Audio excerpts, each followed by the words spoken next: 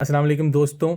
तो आज एक ही दफ़ा फ़ैसला कर लेते हैं कि सर्जिकल मास्क मेडिकल मास्क जो है उसको पहनने का सही तरीका क्या है। तो जब भी आप एक सर्जिकल या मेडिकल मास्क लेते हैं उसकी दो साइड्स होती हैं। एक कलर्ड साइड ग्रीन या ब्लू हो सकती है, वो एक साइड है, और एक वाइट साइड होती है जो कि कलरलेस होती है। तो करेक्ट वे एक ही है पहनने का। हाइड्रोफोबिक साइड जो ब्लू साइड है या ग्रीन साइड है, कलर्ड साइड है, वो बाहर की तरफ होनी चाहिए और ये नाक से आप एडजस्ट कर सकते हैं अगर आपके यहाँ पे एडजस्टमेंट की ऑप्शन है।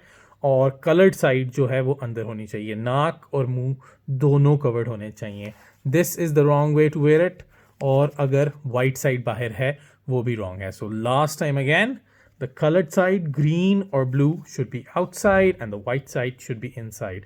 तो ये आपने तरीका फॉलो करना है अगर आप वायरस से, और स्पेशली हम कोरोना की वबा में ये पहन रहे हैं, तो उससे प्रोटेक्ट रखने के लिए, या इवन बैक्टीरिया और दूसरे जो ऑर्गेनिजम्स हैं उनसे प्रोटेक्ट रखने के लिए। Thank you.